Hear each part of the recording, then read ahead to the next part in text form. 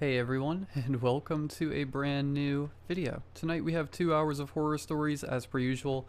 I hope you all enjoy it. If you do, please be sure to drop a like rating. Let's see if we can reach 2 likes on this one. On the video previous to this one, I asked for 1,200 likes. We had already hit 1,000 within the first 7,000 views, which is so wild. I felt like I needed to say thank you for that. That's like 1 in every 7 people liking the video. So, again, thank you. Subscribing if you are new is also very much appreciated. I do post content just like this all of the time with no mid-roll ads. We are also less than 100 subscribers away from 132,000. I feel like I'm talking about numbers too much in this intro. Anyways, sit back, do whatever it is that you do to relax, enjoy the 2 hours of horror stories with no mid-roll ads right after the ad break after this intro. There won't be any more ad breaks after that one. And as always, I hope you all have a great night. I'm making this post because I can't sleep or eat or do anything in my day-to-day life anymore. I have tremors in my hands, a constant taste of pennies in the back of my throat, and a scar on my ribcage that opens when I press it. I'm writing it down because the second I stop thinking about it, it forces me to remember it with everything I do. I got the job because I needed the money. That's it. I was broke, my lease was up, and I couldn't keep digging through my couch for loose change to try and eat every day. My cousin knew a guy who managed a place called Hollow Willow Outreach. It sounded like a church, but with better branding. They did community support, such as food drives, counseling, and addiction recovery. A place for people who didn't have anyone or anything. They had a nice building, clean carpets, free coffee, and the kind of calm faces that make you lower your voice without thinking. I showed up in a button-up that didn't quite fit right, and tried to act like I wasn't desperate for a couple bucks. A young woman at the front desk smiled at me too hard. It felt practiced. "Are you here for the intake?" she asked. Like this was a normal way to say, "New hire, I'm here for the interview," I said. She tilted her head. "Ah, the helping intake." I met the director, Elliot Rusk. He was maybe 40-ish. One of those men who keep their hair perfect and their voice so soft you can't put an age on them. He wore a plain sweater and a copper wedding band that was definitely too small for him. Almost like it was meant for someone else's finger. He shook my hand with both of his. "You have very kind eyes," he said. No one has ever told me that. I laughed awkwardly. I'm good with people." I gulped. He studied my face like he was reading it. The whole time, his smile didn't change. Warm, simple, like a painting. "We don't pay much," he said. "But we do feed you. We keep you. We help you become whole." This is where I definitely should have known something was up, and I should have left, but the building was warm and coffee was free, and Elliot looked at me like he was proud of me for just existing. I started the next Monday. My first week was incredibly boring. I answered phones, stocked shelves, and drove donation boxes to storage. The people who came in were exactly what you'd expect. Tired, empty, and twitchy. Some were kind, some were mean in that way people get when they're hungry for something that isn't food. The staff were too nice. They didn't gossip, they didn't complain, they didn't swear. They laughed quietly, like loud joy was disrespectful. They all wore the same little pin on their shirts, a circle with a stake through it. I asked one guy, Matt, what it meant. He touched it with his fingertip like it was fragile. "Correction," he said. "It helps you remember who we're supposed to be." "Like spiritually?" He smiled. "Like biologically." He said it like a joke, but his eyes didn't move. At the end of my first week, Elliot asked me to stay late. The building emptied out, lights dimmed. The hum of the vending machine was corrupting the silence. Elliot led me down a hallway I hadn't been down yet. We passed offices, past a locker door with a keypad, past a wall of framed photos of smiling people holding those pins. The air changed the farther we went, colder and more humid, like the inside of a refrigerator. He stopped at another keypadded door. Staff only, the sign above read. Your staff, he said, still smiling. He punched in a code without looking at the pad. The door clicked open. The hallway beyond was unfinished concrete and bare drywall. The smell hit me like a train, bleach and iron, like pennies and pool water. Somewhere far down the corridor, something dripped slowly. Drip, drip, drip. I stopped walking. What is this place? I asked. Elliot turned, with that smile. This is where we do the work that can't be done in the sunlight. My mouth became dry and I managed to choke up a chuckle. Okay, is this like AA stuff? Group therapy? He looked genuinely confused, almost like I was speaking another language. No, he said softly. This is where we help you become whole. He put his hand on my shoulder and gripped tight, then guided me forward. We reached a room that looked like a hospital room, if a hospital room was designed by someone who'd only seen one in a nightmare.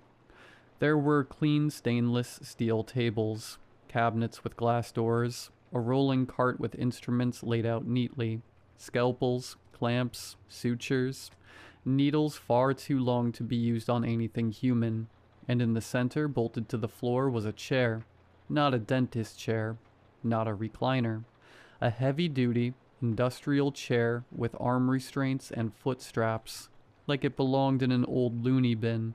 The leather was dark, cracked, and stained all over. My mouth became dry again. Is this some kind of sick prank? I said. My own voice sounded so far away. Elliot's hand stayed on my shoulder. His fingers were ice cold. We don't prank, silly, he said. We correct God's mistakes. He walked to one of the cabinets and opened it. Inside there were many jars. Not like mason jars with pickles. Thick glass jars with metal clamps, filled with yellow fluid. Chunky items floated in them like pale fruit. I saw what looked like a swollen finger, a slab of skin with black hair still on it, and a jar full of what looked like ears. My vision narrowed. I could hear my heartbeat like a war drum trying to thump its way out of my chest. Elliot? I said shakily, and I hated how small my voice was. What the hell is this? He closed the cabinet so softly it didn't make a click sound, like he didn't want to upset the jars. You've been living, he said, with gaps. What? He stepped closer. Everyone has gaps. We are all born misaligned. You can feel it, can't you? That feeling like something inside you is missing? That you're walking around every day with a cavity that can't be filled? I didn't answer. Because the sick part is, he wasn't wrong. I've had that feeling my whole life, like there's a hole inside me. Elliot smiled wider, and for the first time it looked strained. We fill the gaps, he said. We make people whole. He pointed to the chair. Sit. I couldn't move. His voice didn't change. Still soft, still kind. Sit, he repeated, and something in the air seemed to lean toward me, like the room itself was listening. I'm getting out of here, I said, even though my legs didn't move. Elliot sighed, like I disappointed him. I was really hoping you wouldn't fight, he said. You have very kind eyes. People with kind eyes make the best vessels. They don't hold on so tight. Vessels? I echoed because my brain was latching onto words. He nodded excitedly. For the correction. The next part is embarrassing. I don't like admitting it. I didn't get tackled. No one jumped out from behind a curtain and grabbed me. Elliot didn't start waving a gun around. He just looked at me and said, You're safe here. And my body started to work against me. like I was put into some kind of trance with those 3 words. I sat in the chair. I hate myself for it. I still do. The restraints clicked shut. One of the staff members came in. A woman, maybe 30. Hair pulled tight, same pin on her shirt. She didn't speak. She checked my wrists and ankles like she was tucking a child into bed. "Wait," I said, trying to lift my arms. But they were already locked so tight, any movement felt like the restraints would cut into me. Elliot leaned in close. His breath smelled like mint. "Don't be afraid." He giggled. "Fear makes the seam rough." "What seam?" The woman took a syringe from the cart. It had to have been the thickest needle. It looked like it belonged in an animal tranquilizer kit. I tried to jerk away, but the chair held tight. The more I pulled and moved, the more the metal restraints bit and cut. "Stop," I cried. "Stop, I didn't sign up for this. I'm calling the police, and when they get here, they will wipe that grin off of your face." Elliot stared into my soul with those dark green eyes and crazed smile. "Your phone is upstairs," he said calmly. The needle went into my arm. The cold flooded my veins. Not like numbing, like winter lake water. My fingers tingled, then went heavy. My tongue felt too big in my mouth. The room blurred at the edges, but the center stayed sharp. Too sharp. I could see every crack on Elliot's lips, every tiny scratch on the metal straps, and every speck of dust that floated into the light. I tried to scream, and all that came out was a wet moan. "Good," Elliot murmured. "You're still present. That's important." He pulled on gloves. The woman wheeled the cart closer. Metal clinked. Elliot picked up a tool, not a scalpel. Something shaped like a thin, curved hook with a handle, like a crochet needle from hell. "Where are you?" I tried again, but my words slurred.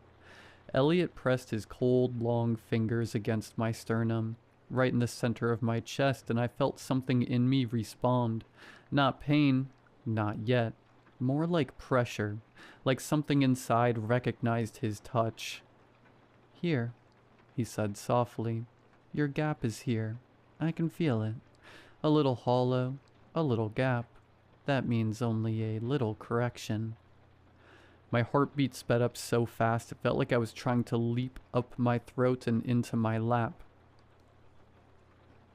He placed the hook against my skin. I expected a cut. I expected a sting. Instead, the hook sank into me like I was made of warm wax. I couldn't process it. My brain rejected it.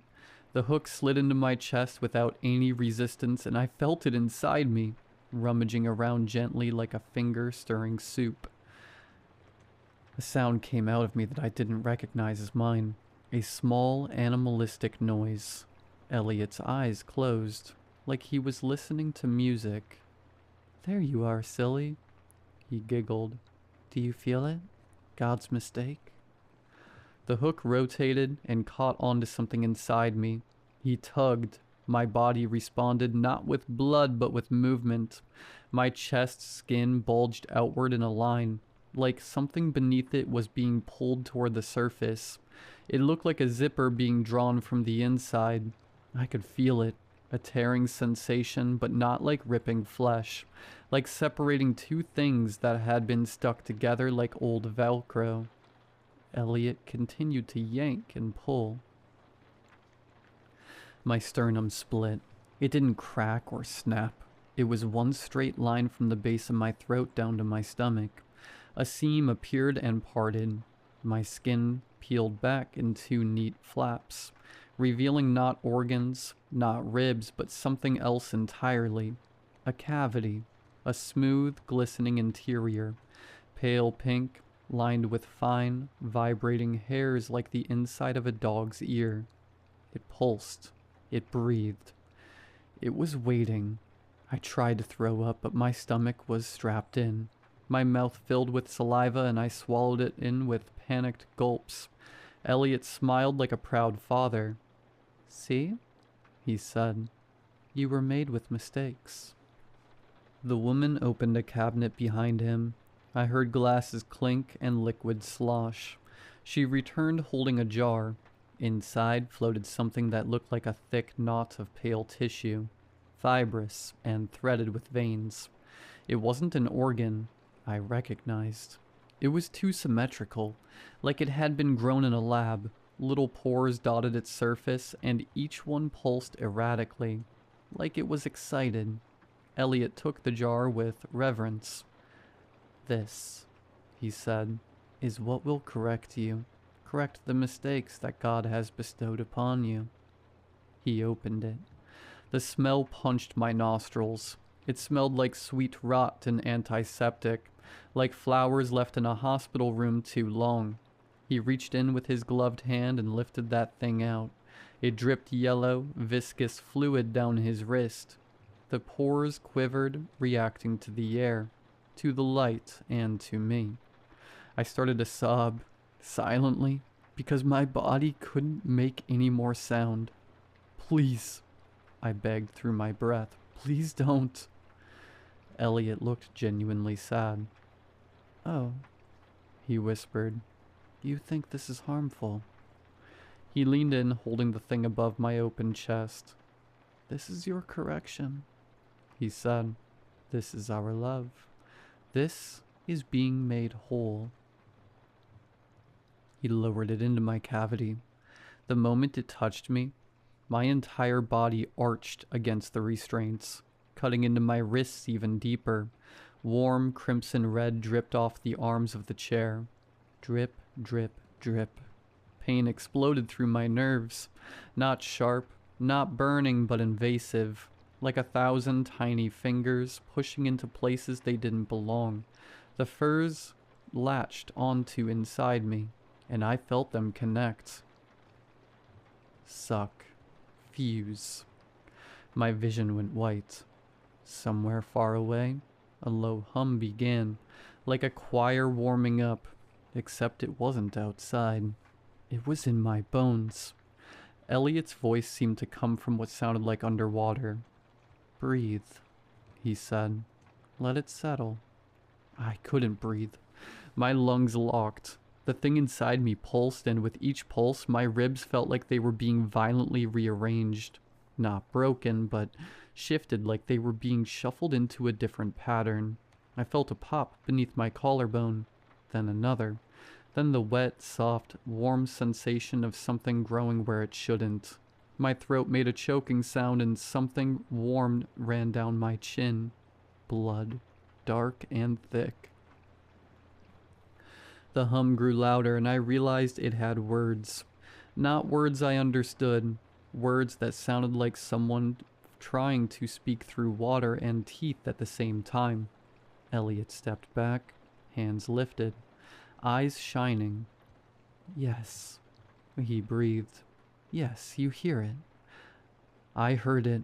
I hated that I heard it, because underneath the pain, underneath the terror, there was a sensation like relief, like a pressure you didn't realize you were carrying, finally being let out, like scratching an itch you've had since birth. The thing inside me pulsed again, and this time my body responded automatically. My mouth opened, and I spoke. Not English, not anything I'd ever learned. A wet, layered sound came out of my throat, like two voices stacked on top of each other. I felt it vibrate in my teeth, in my sinuses, in the seam of my chest. Elliot's face went slack with joy, like he'd been waiting years for that very sound. The woman beside him bowed her head. Elliot whispered, "Welcome." I blacked out. When I woke up, my shirt was back on. My chest wasn't open, but there was a scar. Not a normal scar. Thin and pale. Perfectly straight down the center of my torso, like someone had stitched me shut with invisible thread. I was in one of the upstairs counseling rooms on a couch with a blanket tucked around me, like I had just come down with a cold. A cup of water was on the table. Elliot sat across from me with his hands folded. I shot upright so fast my vision swam. What did you do? I said, and my voice was hoarse, scratchy, like I'd been screaming for hours. Elliot's expression was gentle, almost amused. We helped you, he said. You did beautifully. I clutched my shirt and yanked it up. The scar stared back at me. My skin around it looked stretched, slightly raised like there was something underneath pressing outward. I pressed my fingers on it.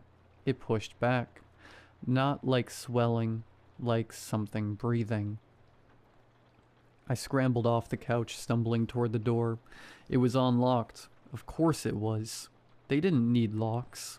I clumsily ran through the building, out into the cold air, half expecting someone to tackle me, to drag me back downstairs. No one followed. The streets outside were normal. Cars passed. A man walked his basset hound. The sky was an ugly winter gray. I almost cried from how normal it all was. I got in my car and drove. I don't even remember where. I just drove until my hands cramped from gripping the wheel so long. That night, I tried to convince myself it was a nightmare.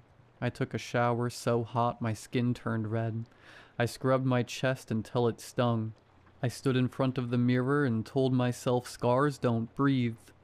Then I heard it, a faint hum, deep in my rib cage, like a lullaby. I pressed my palm to my chest and felt it vibrate under my skin, and something inside me shifted, like it was getting comfortable. I didn't go to the hospital. How do I tell anyone this? Hi, I think a non-profit organization opened my body like a jacket and put a new organ in me that sings. They'd sedate me, strap me down, cut me open, and if they found anything, if they touched it, I don't know what it would do. So I did what people do when they're afraid.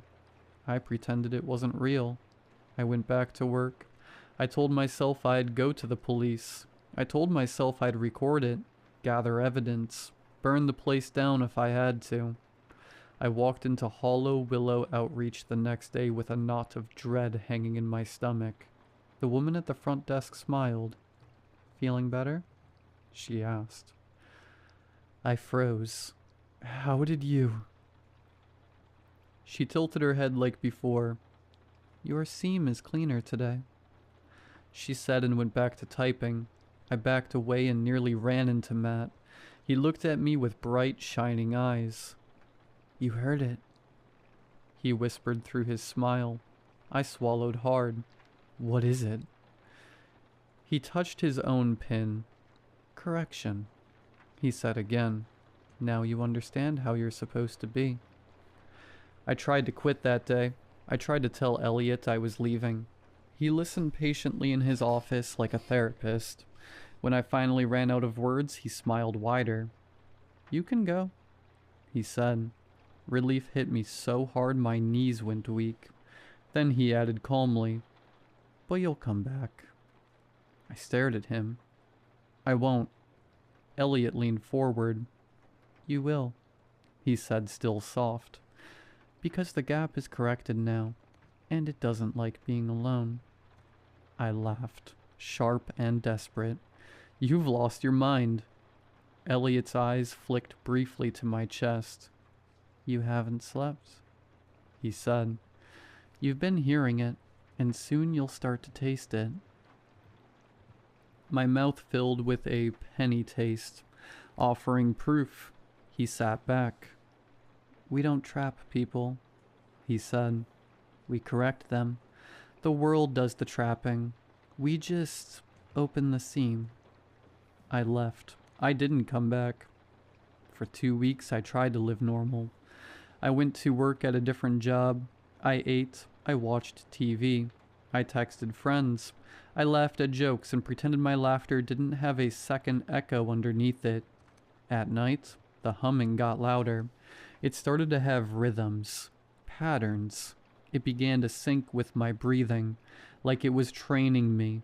Sometimes, right as I drifted off, I'd feel it push against my ribs, and I would jolt awake, gasping, with my hands gripping at my chest like I was trying to hold myself closed. Then came the dreams. Always the same hallway of concrete. The chair, the instruments, and a door at the end of the hall I hadn't noticed before. In my dream, I always walked toward it. I always reached for the handle, and right before I could touch it, I'd wake up with my chest itching so badly I'd scratch until my nails broke skin. One night, I woke up with blood and fragments of skin under my fingernails, and a thin line down my sternum that hadn't been there when I fell asleep. Not a cut, a seam, barely visible at first, like my skin had been pressed together and was starting to come apart. I stumbled to the bathroom mirror and pulled my shirt up with shaking hands. The scar was there, but now it looked active. The skin around it puckered the lips. I touched it, and it quivered under my finger. The hum rose in response like it was pleased, almost like a purring cat. I gagged. I splashed water on my face and I tried to breathe, and then I heard something else, a sound from my own chest that wasn't humming. A quiet, wet click, like something unlatching. The seam twitched, and for a second, only a second, it opened a hair's width. I felt cold air touch something inside me that had never felt air before. My knees slammed onto the tile. I sat there, hunched over, holding myself like I was trying to keep my insides from falling out. I understood, very clearly, that this was not a scar. This was a door. After that, it got worse fast. Food started tasting wrong. Anything with meat made my stomach twist in knots. I started craving things that weren't food. Salty, metallic, sharp. Once, while doing dishes, I stared at a box of razor blades under the sink for so long I forgot what I was doing. The hum would change when I was near certain people. It would be quiet around strangers, like it was hiding. It would swell around anyone wearing that stupid little pin, even if they were across a grocery store aisle. The day I saw Matt again, it nearly tore me open. I was walking downtown trying to keep busy, when I heard a voice behind me. "You're fraying." I spun around. Matt stood there like he'd been waiting. He wore his pin. His eyes looked too bright, too awake. I took a step back. "Don't." He held his hands out, palms up. "We're worried," he said. "Elliot says you're suffering." "I'm not." My chest seized. A pressure built behind my sternum, like someone pushing from inside with both fists. I gasped and clutched my shirt. Matt's eyes softened. "It hates being ignored," he said. "It hates being alone." The seam burned. I felt the skin on my chest start to separate, not from an external cut, but from within, like it remembered how easily it could open. I stumbled backward, bumping into a lamppost. People around us didn't notice, or if they did, they looked away too quickly, like their eyes slid off me. Matt stepped closer.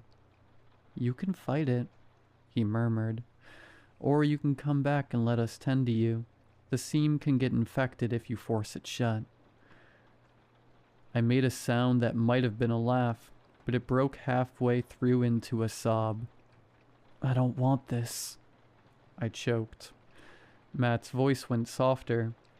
"No one wants correction," he said. "But once you've been filled, you don't get to go back to being empty." My seam fluttered. I felt it, not like an injury, like a mouth trying to speak, and then right there on the sidewalk, my chest opened. Not fully, just a thin split down the scar line. A wet, gleaming chunk of skin peeked into the outside world. The air hit it, and the humming turned into a thrilled, hungry vibration that made my teeth ache. Matt stared at it with something like reverence. "Oh," he whispered. "It's calling." I slammed my hands over it, pressing hard enough to hurt. I don't know how I got away. I don't remember. I just remember running, Hands clamped to my chest, feeling something inside me pulse against my palm like a heartbeat that wasn't mine. That night, I barricaded the door. I taped my shirt down with duct tape. Like that would help. I sat on my bed with a kitchen knife in my hand, shaking. I told myself if it opened, I'd cut it out. I told myself I'd rip myself apart before I let them have me. Somewhere around 3 a.m., the humming stopped. The silence was worse. I held my breath and listened. A deafening groan erupted from my chest. The seam on my chest began to open. I took my shot. I gripped the knife hard and gritted my teeth before sinking the blade into my own chest. That same feeling like cutting into warm wax. I pressed harder and further, pushing against the parasite. It let out a symphony of screams and cries. My legs went weak and buckled. I didn't care if I cut past the demon that lived in my chest as long as I didn't have to give myself to that thing. I took the blade halfway out so I could punch it with the piercing point on my cold steel savior. Crunch. Snap. A blinding hot pain exploded from within me. In my horror, both of my top ribs were facing outward. Points of blood and mucus-covered bone were sticking out of my skin. We let out a synchronized blood-curdling scream. I jammed the knife back in with what little strength I had left. I felt the blade puncture its rubbery membrane. A geyser of yellow and red fluid sprayed from the seam, tearing the edges as it sprayed my bedroom's carpet. I don't know how long I sat on that bedroom floor with a knife sticking halfway out of me, and covered in that fluid that smelled like antiseptic rot. When I pulled the knife out, the parasite let out a soft whisper, before my seam slowly closed with little wet snaps and pops. Then I heard it. A knock at my door. Not loud, not urgent. Polite. I didn't move. My whole body went cold. The knife shook in my grip. Another knock. Then a voice through the wood, calm and warm. You didn't kill it. You only wounded it, and made it angrier with you. That was a mistake, it said. I didn't respond. The voice continued, like it knew I was there. We brought you something, Elliot said, to soothe you both. I swallowed hard, tasting pennies. The hum started again, faint like it was waking up. My chest scar tingled. Go away, I groaned. Elliot laughed softly. I understand, he said. It feels like you are losing a battle, and you are correct. A pause, then gently. But you were never correct to begin with. The doorknob turned. I'd locked it. I'd chained it. I'd shoved a chair under it. The knob turned anyway. The chain rattled as if someone was lifting it from the outside with careful fingers. My chest seam burned hot. Hot as lava. The humming swelled into a choir. This is the part that makes me most feel sick writing all this, is that the thing inside me wasn't afraid. It was excited. The door cracked open. Elliot stepped in like he belonged there, like he was visiting a friend. Behind him were two others in plain sweaters, the woman from downstairs and Matt. They all wore their pins. Elliot held a jar in his hands. Inside was another one of those pale, twitching knots. This is for you, he said. I tried to stand, tried to run, but my legs didn't work right. My body felt heavy, like gravity had doubled. Elliot's gaze dropped to my chest. Ah, he whispered, almost tender. You poor thing. How bad did this bad man hurt you? My hands clung into my shirt. The duct tape had started peeling away on its own, curling like dead skin. The seam beneath it pulsed. Elliot stepped closer. I told you, he said softly, you would come back. I didn't, I whispered. You came here. Elliot smiled. We're not separate, he said. Not anymore.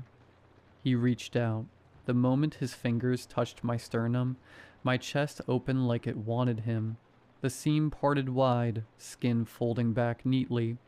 The pale interior glistened, vibrating with hunger. I screamed, but it sounded wrong, layered like something else screamed with me. Elliot leaned in, eyes shining. You see? He whispered. It recognizes family. God, I hate this.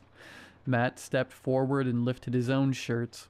He had the same seam, the same scar. He opened it with 2 fingers, casually, like unzipping a jacket. Inside him, I saw it. Not just one knot. Several. A whole cluster of pale, pulsing organs stacked and intertwined, stitched into him like a grotesque bouquet of tumors. Some of them had grown outward, pressing against his ribs so his chest looked subtly reshaped. His skin stretched thin over certain bulges. His hum was louder than mine, more confident. He smiled at me with wet eyes. It hurts at first, he whispered. Then it feels like being loved. Elliot raised the jar. Open wider, he told me gently. My body obeyed. I felt the seam tear wider. I felt the interior hairs vibrate in anticipation. I felt myself make room. My mind screamed no, but my body, my door said yes. Elliot lowered the new beast towards me, and I saw something I hadn't noticed before. The pores on it weren't just twitching. They were shaped like tiny mouths. Little puckered openings that flexed and tasted the air. The thing inside me surged toward them. My chest cavity rippled, like a throat swallowing. Elliot smiled, delighted. Easy, he murmured. Help him. Help your family and take what is rightfully yours. Correction. The moment the new knot touched my interior, it latched. The tiny mouth sealed against the vibrating hairs with wet clicks. Pain flashed, sharp and hot, but underneath it was that horrible relief again, like scratching a lifelong itch until you bleed and you're still wanting more. I felt it connect, and then I felt it spread. Threads shot out from it, thin as hair but strong, burrowing into me. They wrapped around my ribs, around my lungs, around my heart like snakes seeking a rodent. Each thread pulled gently, firmly, rearranging me. I choked, gasping. Elliot watched like a proud artist. Perfect. He laughed hysterically. You're taking them so well. Matt stepped closer, voice shaking with excitement. Do you hear it? He asked. I did, not just humming now. Voices. Many voices. Some in my bones, some in my teeth, some in the seam itself. Whispering in wet, layered syllables. I realized the words weren't random. They were instructions. Directions. A map. Elliot leaned close enough that his breath wet my cheek. You're going to help us, he whispered, because you're correct now. I tried to shake my head, but my neck felt too heavy. Elliot's hand slid down my open seam and rested inside me like he belonged there. Palm pressed against the pulsing knot. He closed his eyes. I can feel it, he murmured. It likes you. It's growing fast. Something under my left rib shifted. A bulge pressed outward, round and firm, like a fist pushing from inside. I screamed again. The bulge moved. It traveled under my skin, sliding upward like a thing crawling beneath a blanket. It reached my collarbone and stopped. Then it pushed. My skin stretched, went white, then split in a thin line as something sharp pressed out. Not bone, not metal. A pale, wet spike emerged, covered in clear mucus, like a tooth growing where no tooth belonged. Elliot opened his eyes and smiled. "A marker," he whispered. "You are becoming visible." Matt stared, tears streaming. "You're so lucky," he breathed. I couldn't breathe. My chest was a living door, my body rearranging itself around a parasite that felt like love if love was a trap. Elliot withdrew his hand and finally, gently, pushed my skin flaps closed. The seam zipped itself shut with a series of wet clicks. The scar sealed, smooth and pale, except now there was a lump under it. Multiple lumps, like knots under fabric. Elliot patted my chest like he was soothing a pet. "You'll feel sore," he said. "Drink water. Avoid sharp objects. Don't pick at your seam. Don't let him hurt you ever again." He stood, straightening his sweater, calm as ever. "We'll see you tomorrow," he said. Then they left, just like that. My door closed, but the hum didn't stop. It never stops now. Here's the part I'm stuck on. The part that makes my hands shake as I type. They didn't need to restrain me anymore, because when they were gone, and I was alone in my room, I sat on the edge of my bed and listened to the choir in my ribs. And my first thought wasn't, how do I get this out? My first thought was, what if they're right? What if I was missing something? What if the horrible relief is the only honest feeling I've had in years? That's when I knew I was in real trouble, because I don't trust myself now. I don't trust the way my body leans towards certain places when I walk past them. I don't trust the way my hands drift to my chest in my sleep. I don't trust the way my mouth waters when I smell blood, even my own. And I don't trust the thing inside me that's learning my routines. 2 days ago, I woke up with my shirt folded neatly on the floor. My scar was exposed, and there were fingerprints around it. Not mine, small, damp prints, like someone with wet hands had pressed against my sternum and tested the seam. Last night, I found one of those pins on my kitchen counter. I don't remember picking it up. I don't remember going outside, but it was there.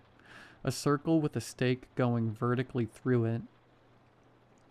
Correction. I threw it in the trash. I took the trash outside immediately. This morning it was back on my counter. Clean, dry, waiting.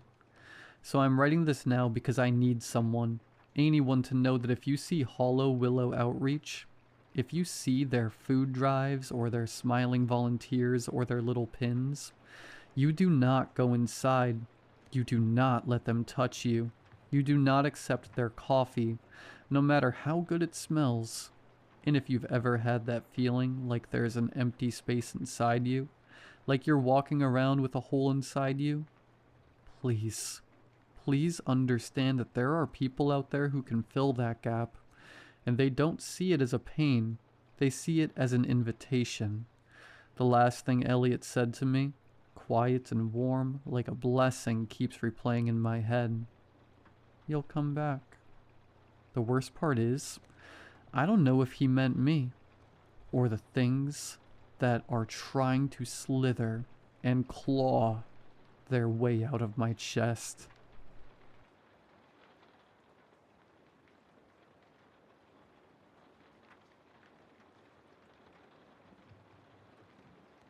My wife, Madison, and I are serious board gamers. We like the complicated ones best that take 2 to 3 hours to complete. Our good friend Jake is even more of a gamer than we are. He's single and can afford the latest releases, so we often test them at his place. This past weekend, he got a hold of a new board game and texted us. "I bought the coolest one ever. You guys should come over and play it." My wife and I were ecstatic. A night of gaming was just the break we needed. We hired a babysitter, got our house in order, and headed over to Jake's apartment for an evening of fun. After we stepped into Jake's apartment, We were surprised to see a beautiful woman setting up a table in the living room. "Hi, everyone," Jake beamed, introducing us to his companion. "This is Liz. She's my new girlfriend." "Your girlfriend?" I asked. "Yeah, she's super into board games." Madison and I made our introductions. Liz seemed nice, but we were struck by her appearance. You see, Jake is what most people would describe as average looking. He rarely took care of his appearance and always wore the same clothes. Liz, in contrast, resembled a glittery influencer. She was clearly out of his league. "Nice to meet you," Liz said and shook my hand. Her skin felt surprisingly cold against mine. "Let's get this thing going." Jake slapped my back and motioned us to our seats. The board game was a mixture of all our favorites. There were elements of the classics, but enough new mechanics to keep things interesting. All throughout the game, I pushed myself, desperate to outdo Jake. "So close," he'd tease, scooping up a handful of resources from the bank. "But not ready to play with the big boys yet." About 30 minutes in, I noticed Liz casting glances at me. They were intense and focused, almost like she was checking me out. I leaned over to my wife and whispered, "You seeing this?" She glanced up from her cards. "What?" "Jake's girlfriend won't stop looking at me." Madison rolled her eyes and nudged my arm. "Sure, honey, you wish." But as the night went on, she began noticing it too. After a few more rounds, Madison began her questioning. "So, Liz, how long have you lived in Northern California?" "Oh, since I was 17, Liz said, playing with her hair. "I left for a few years, but came back." She gave Jake a heart-pounding kiss. "It's been so nice having this stud muffin around." "Stud muffin?" I glanced at my friend. "He's certainly no stud muffin. Maybe she likes his personality or sense of humor." I pushed away my thoughts and continued playing. After a few more rounds, Jake yawned and scooted out of his seat. "Anyone else want some popcorn? I'm starving." "I'll take some," Madison said. "I'll come with you." I got up and followed Jake out of the room. Once we were out of earshot, I pulled him aside. "Dude, what's up with your girlfriend?" "What do you mean?" "She keeps staring at me." Jake did a back and forth over his shoulder. "Okay, I know she's strange, but deep down she's a good person. Only problem is, she has this addiction. I can't keep her off me.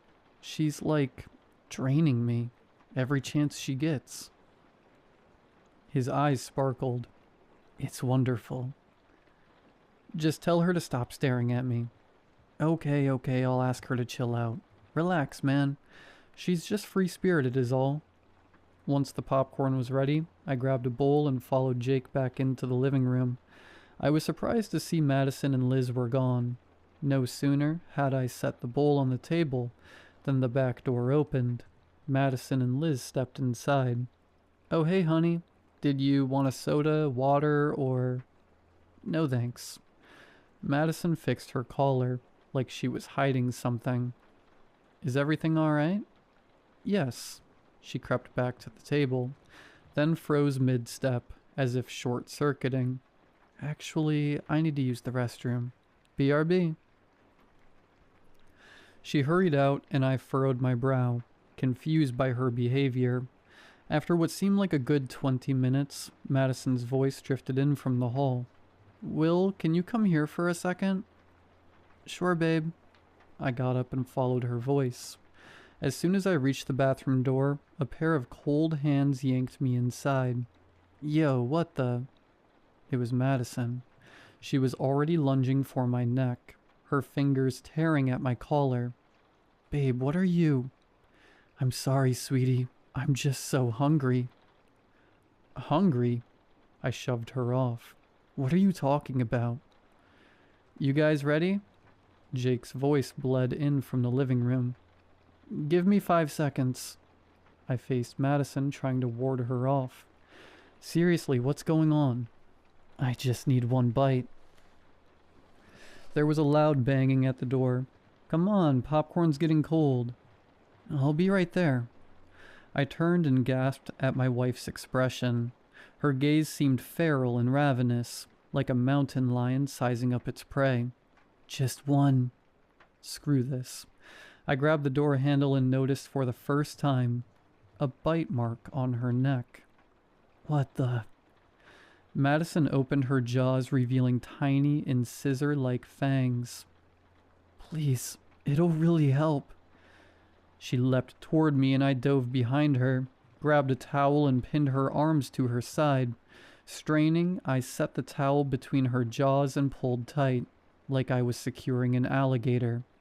Let go of me, her voice hissed. I must have backed into the door and nudged the handle because we were soon stumbling into the hall. Nice of you to join us. Jake's voice groaned from the living room. I turned to see him lying on the table. Liz was hunched over him, feasting on his flesh like a rat devouring raw meat. What? She sat up, wiped the blood from her lips. What is this? What are you? What did you do to my wife? Liz swallowed a pile of gore. All I did was teach her how to be beautiful, like me. I stared at Jake in horror. Disgusting bite marks covered his body. They seemed festered with infections, leaking out blood and pus.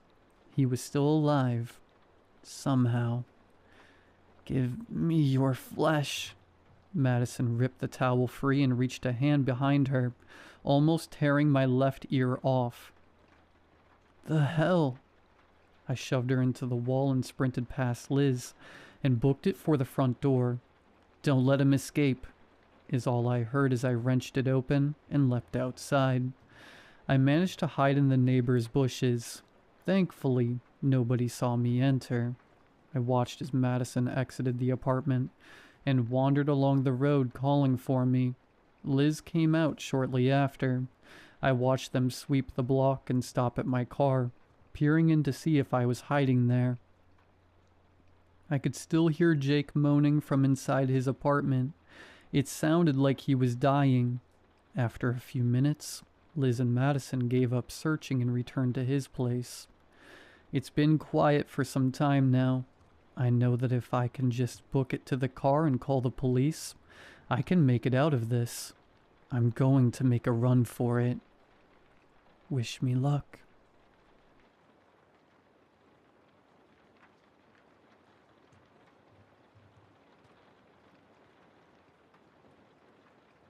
I was never good connecting with people. That is why I ended up in this forum. A hole where we go. The ones that hate our office jobs but are too tired to quit. The kind of places where one enters to feel connection with real people while surrounded by gaudiness. That is where I met Jay. There was no magical connection. We were just two boring guys throwing stuff about our jobs in the general chat at 2 a.m. At the start, I thought Jay was a dedicated troll or a roleplay writer very deep in his character. His complaints were weird.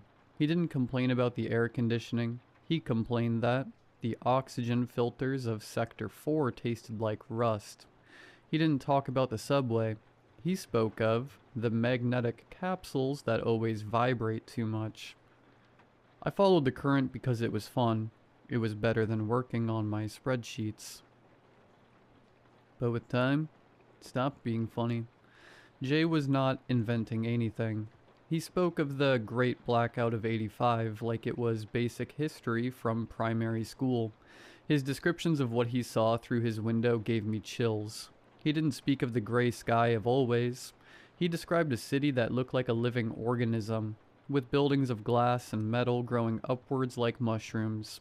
Eating the horizon I thought I knew. Jay wrote to me from 2112.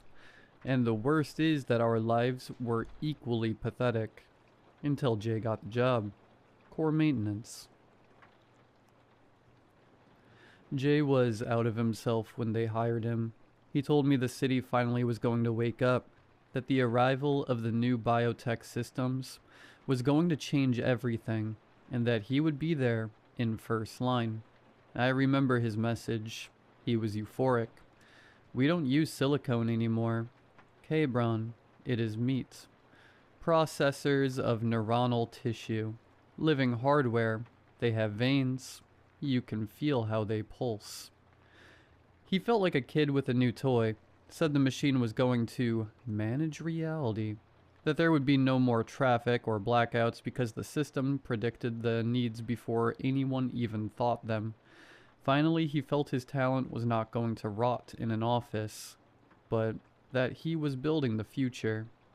I was happy for him. And then, I got run over. Nothing cinematic. An Uber skipped a stop sign while I was crossing.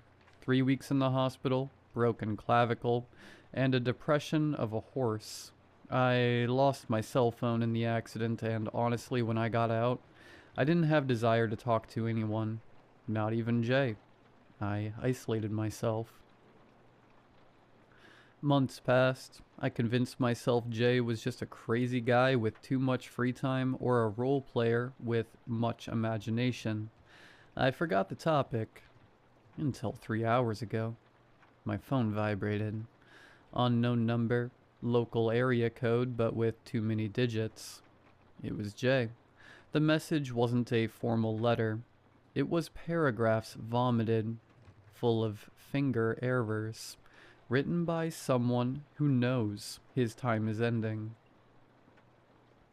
Don't apologize. Don't even try to explain why you disappeared those months. I already know. When I entered the core registry to see what had failed in my life, I saw the tree of causes and effects. I saw your name there, lost between millions of data. I saw the report of your traffic accident, the car model, your clavicle diagnosis, the exact days you would pass unconscious. The system had it registered in its map of certainties since decades ago. The system knew you were going to shut up. It read that pain and trauma would keep you far from the keyboard enough time so my loneliness reached critical point. You are just like everyone else. One more adjustment variable, friend. In the core registry, I saw the simulation. It was a perfect video. I was on the walkway of Sector 7. I saw how my body leaned. I don't know if I slipped on oil or if simply my muscles gave up, but I saw myself falling direct to the main generator. And the sound? God, it wasn't a scream. It was that violent buzz of high tension, a dry crack, and then that electric hiss that vibrates in your teeth. I saw myself cooking in a discharge of 400,000 volts, and the system played it again and again like it was a tutorial. Jay told me he tried to change it. Reported sick, locked in his room. But the system doesn't manufacture the future. It predicts it with cold exactitude. Yesterday arrived a mandatory work order. Priority Alpha. The place? Sector 7. The task? Repair a logic error on the walkway. And attached to the work order came the file of closing of my shift. Cause of leave? Work accident. It wasn't a threat. It was an administrative fact. The system already had processed my death to square the accounts of the quarter. You don't understand, the message followed. It's not that they want to kill me. It is that the system already knew about my imminent death. My absence had already been covered months before it happened. The system needs that failure to activate the renovation protocol of the sector. My death is a logical consequence. I am a statistic sacrifice in a spreadsheet that has no feelings. The worst is that, reading it, I didn't feel rage. I felt it made sense. That my life only served so that algorithm squared its numbers. I write you because you were the only real thing, and because I need from you. I need to avoid this happening. I must try, and you, friend, I think you can help me. They already used you. You already fulfilled your function of absent friend. So now you are a free variable. If you read this, if someone back there knows this is not an accident, maybe it generates a parity error, a bug. They just blocked the door of the room. Only opens if I accept the route to work. My legs move alone. I have fear. I don't want to go. The message cuts there. I tried to call. The number does not exist. I have been shaking for hours, looking through the window, waiting to see something that shouldn't be there. Before I thought the accident was fault of the drunk driver. Now I think it was a mathematical correction. That thing, that mass of synthetic neurons that hasn't even been invented yet, hit me with a car 3 months ago to make sure its repair in 2112 happened without setbacks. Jay is already dead, and hasn't even been born yet. He doesn't exist yet, and his destiny is already determined. And I am here, writing this with one hand because the other still hurts when weather changes. I post this only to fulfill the last will of Jay, to try to be that bug. But being honest, if the system could orchestrate my accident with that millimetric precision, probably it also calculated that I would write this post. Probably calculated that you would read it, and calculated that you would do nothing about it. If anyone is working on neuronal biotechnology, please kill it before it is born.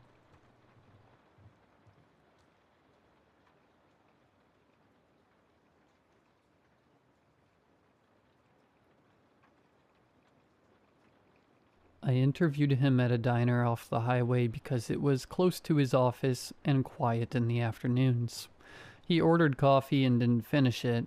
I recorded the conversation on my phone and took notes anyway. He had studied the cave for years. He was careful to say studied, not explored. His work focused on mapping passages, logging dives, and reviewing incident reports. He no longer went into the cave himself. I asked why. Risk profile changed, he said. Or maybe I just stopped ignoring it. The cave has a working name in the literature, but he asked me not to use it. He numbered the path 524287, a combination of the mainline number, the station number, and the depth number. I'll call it Falcon's Roost.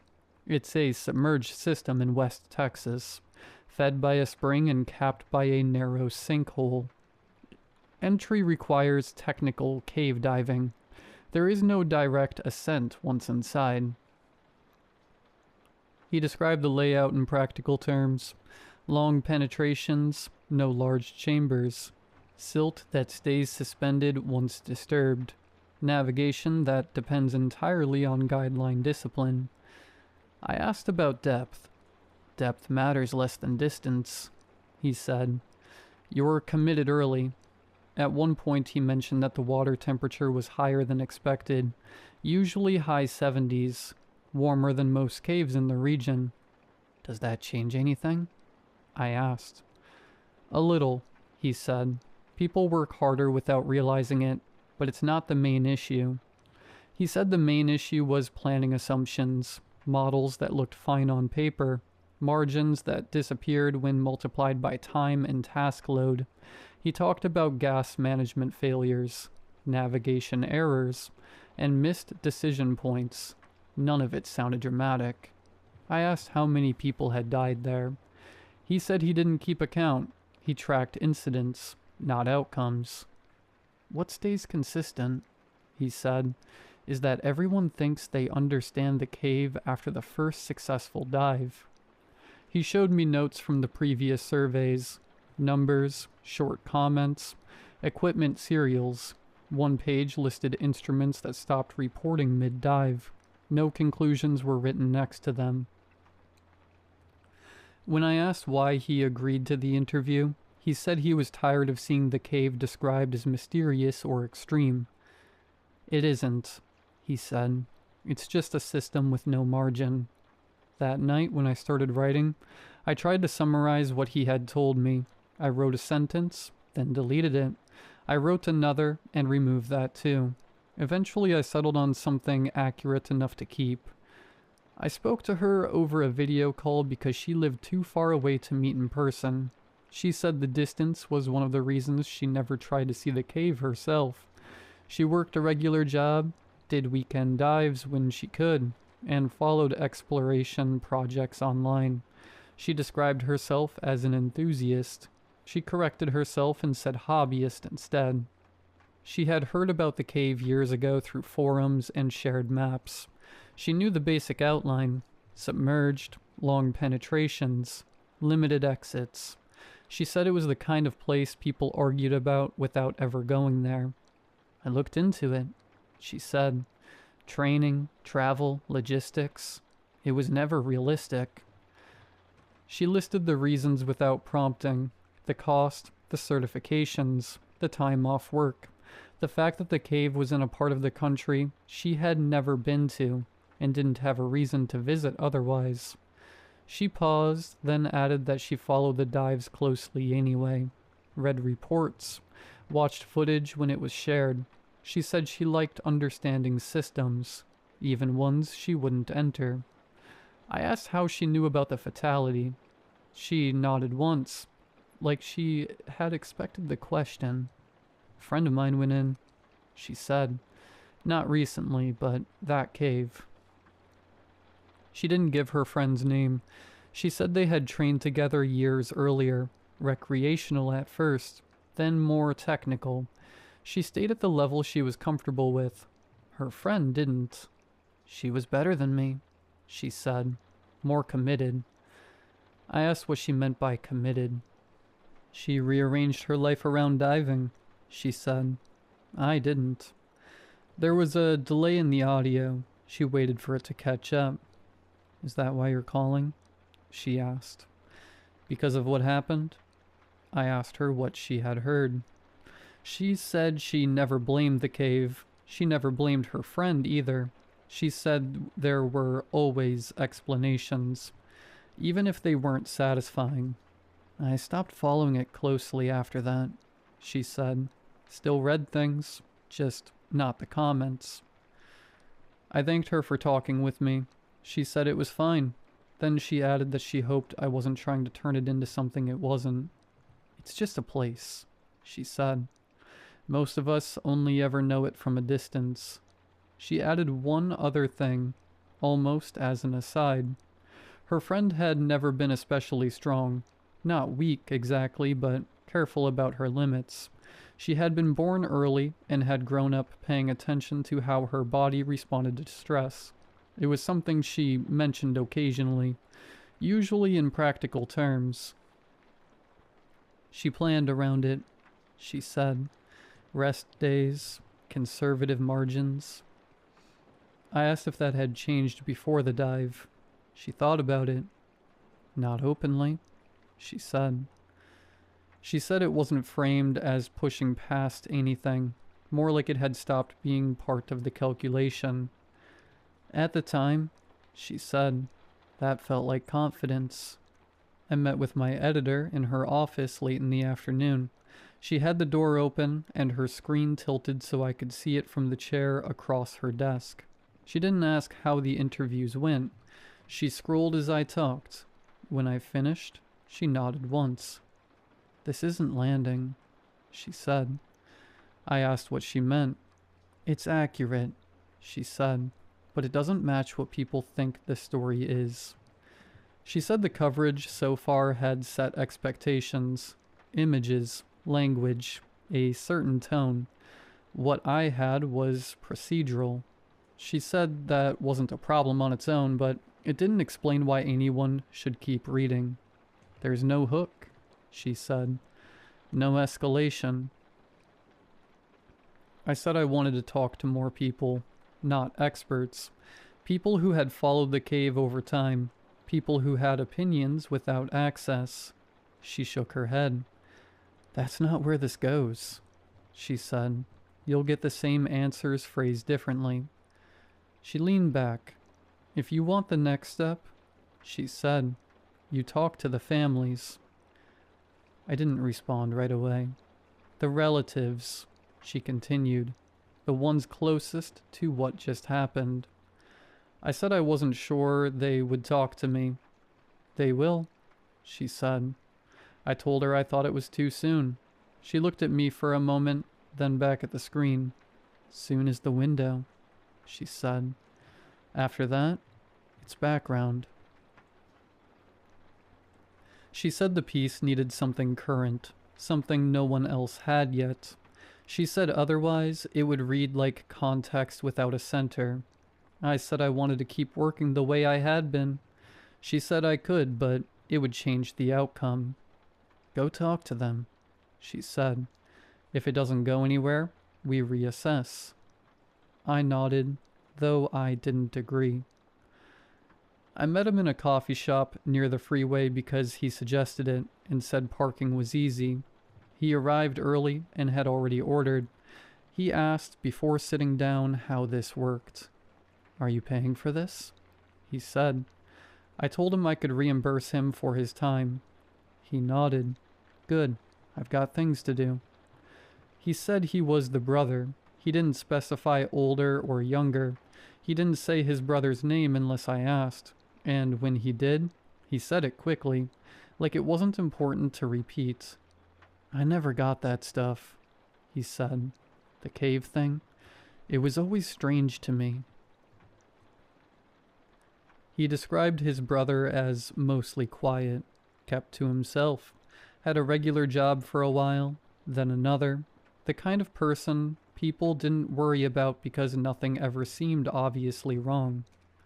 He wasn't dramatic, he said, didn't cause trouble. I asked how long his brother had been involved. A few years, he said, long enough that it just became normal. He tapped his phone on the table and checked it when it buzzed. He didn't look upset. He looked distracted. You're not asking about what happened, he said. I told him I was trying to understand who his brother was. That's fine, he said, but that's not what people care about. I asked what he meant. He leaned forward slightly. You know, he said, how they found him. I didn't respond. They leave that part out, but it's why people are watching. I asked what he wanted me to understand about his brother. He shrugged. That he chose it. I asked why he thought that. Because nobody made him go, and now everyone else has to deal with it. When I told him I needed to wrap up, he looked irritated. So that's it? He said. I took out my phone and sent him the money we had agreed on. He watched the screen until the confirmation came through. If you need more, he said, I can get you details. I told him I planned to speak with other members of the family. That's fine. They'll tell you different versions. I stood and gathered my notes. As I was about to leave, he added something, like it had just occurred to him. He was born early. C-section. I turned back.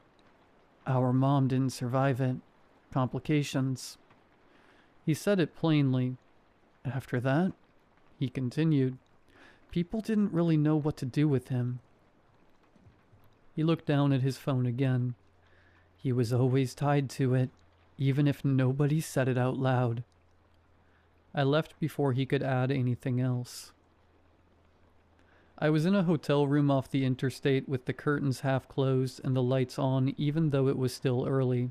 The desk was too small, so I spread everything out on the bed. Notes, transcripts, timestamps, names. I opened my laptop and checked the coverage. Most of it was already published. Short pieces, updates folded into larger feeds. The language was consistent across outlets, even where the facts weren't. There wasn't much left that felt unclaimed. I wrote a brief email to my editor. I kept it factual. I said the reporting wasn't producing anything unexpected. I said the angles we were considering were already circulating. I said we were behind on timing and the story had settled faster than anticipated. I didn't mention the interviews in detail. I didn't say how long they had taken. I sent it and closed the app. I went back to the notes and tried grouping them differently. By role, by proximity, by tone, the result was the same. Context without momentum. I checked my phone. No response yet. I didn't write it down as a conclusion. I didn't write it down at all. I showed up only when I stopped sorting by role and started sorting by background details. Things people mentioned in passing. Things that didn't seem relevant when they were said. Birth stories came up more often than I expected. Not framed as medical history, just facts that had been repeated long enough to feel ordinary. Premature, emergency delivery, C-section. It wasn't in every interview, but it was in enough of them to register. Always secondary, always offered as context for something else. A reason someone was cautious, or small, or monitored more closely growing up. None of them had been born vaginally. None of them had gone through labor. All of them had arrived early, removed rather than delivered. I checked the names again to make sure I wasn't forcing the pattern. I wasn't. The information was already there. I had just ignored it. There was no way to frame it responsibly, no mechanism I could point to, no expert I could quote without sounding like I was fishing for meaning where there wasn't any. Even if it was true, it would read like speculation. I closed the folder and left that set of notes untouched. I went back to the first interview. He had drawn while we talked, not to explain anything in particular, just filling space in the margins of my notebook. I hadn't paid much attention at the time. It was a rough sketch of the cave system, notes written sideways where he'd run out of room. The main passages narrowed towards one end. At the far edge of the drawing, the lines curved inward, the walls thickened, the opening reduced to a single constriction, wider on one side than the other, then tapering again. He hadn't labeled it.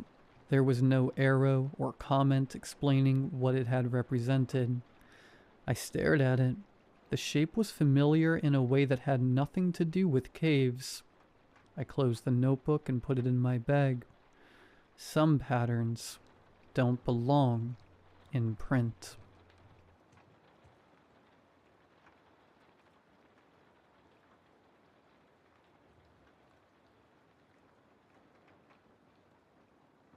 Growing up in Appalachia, I heard all types of stories and scary things that go bump in the night. The old coal man, the headless mule, and Miss Myra from a ways away. You know the stories. As tough little country kids, none of them scared us. At least they ain't scared us half as much as the pitch black dark on a summer's night. That is, none except Memaw. Papa never told us kids why. He told us not to mention her. Us grandkids thought it was kindly strange because Memaw was always part of our lives. He must have been married to the woman since God knows when. Memaw put out our church clothes on Sundays. She made us grandkids breakfast every time we stayed over too, and it was always our favorites, but none of us were allowed to acknowledge her. I remember Cousin Patty one summer morning came running from the crick clear across Papaw's front acre saying Memaw needed help. Patty said she was hurt something awful, and he begged, cried for Papaw to help. Now, I remember climbing up over a grassy hill to try to take a look. Sure enough, Memaw was there, turned over on her side in her black dress, wailing while she clutched her stomach. Papa, she... Papa clasped his wrinkly palm across my mouth so fast it felt like a slap. Shut your mouth now, Mary Sue, and leave it be. He told us as tears welled up in my eyes, grew, and trickled down through the hairs on the back of his hand. Papa was a gentleman, and surely hadn't treated me like that before. My heart was broken. I used Papa's office phone to call my mom. My mama come and got me from Papa that day after I called her, and I tried to tell her what happened. She gave Papa a look that could kill. I remember how ashamed Papa looked. It was a few years later that Papaw died. Like most fellas of his time and of that age, his heart gave out one sunshiny morning. His funeral was intense. Us grandbabies, all 10 of us at the time, we sat together in a row on a wooden pew.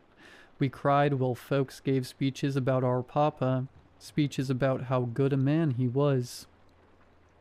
We wailed like the dead. To some of my cousins, Papa was the only father figure they rightly had. They'd lost the only good man they'd ever known in the whole lives of theirs, and at such a young age. Their own dad's been lost to shine. The minds and the type of typical recklessness menfolk tend to get into. Memaw sat with us at the end of our row. She was holding baby Christina in her lap. Christina was just 2 years old, and she surely didn't understand what was going on, but she picked up on the sadness somehow, the finality. Baby Christina was just woeful the whole funeral long, crying into Memaw's bosom. Memaw never spoke a word. While they put Papa on the ground, they'd left us grandbabies in a little wooden playpen sort of thing that they had in the rec room of the church. Our moms and dads just left us there. The only one didn't leave us was Memaw. Most of the cousins knew that Papa had taught us never to acknowledge Memaw. Definitely, we knew never to speak with her. The little ones like Christina didn't know so well. In a corner of the playpen, Memaw crouched onto her knees, her long, sheer black dress draped over her. Baby Christina sat, looking up at her when I decided I had to do something. "Tina, baby, come here, baby. Cousin Mary misses you." I waved my hands at her, beckoning sweetly to come and play. I reached in my dress pocket and pulled out some kind of knockoff dollar store Barbie I had with me. I shown her the little blonde doll and waved it at her. Baby Christina's eyes lit up with wonder, and she started wobbling her way across the rug to me. Memaw lifted her head, which was covered in what looked like a wedding veil, only black as coal. Her head angled to me and struck me with a cold sensation of fear like I'd never felt before. "Come play Barbies, Tina." I wagged my doll towards baby Christina once more. "Come on, you can pick her pretty dress, baby." Something inside me told me I had to get baby Christina away from Memaw in that moment. Baby Christina kept weebling and wobbling to and fro, getting closer. My older cousins Samantha and Jamie joined in. "Come on, baby," we all shouted. We ushered her towards us by gesturing with our hands. It was then that Memaw stood, only she was much too tall. Her veiled head and neck were so high, they bent forward across the ceiling. She got so close. Baby Christina, that is. She'd had one hand on my knockoff Barbie doll when Memaw peeled her back. Baby Christina cried something mighty, like nothing I ever heard before or since. Memaw had her now, clutched in her 2 long arms. Behind Memaw's veil, her cold white dead eyes bore holes into me and I think into all of my cousins.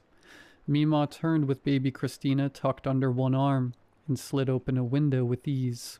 Memaw put one leg through and then the other, and within moments she was gone.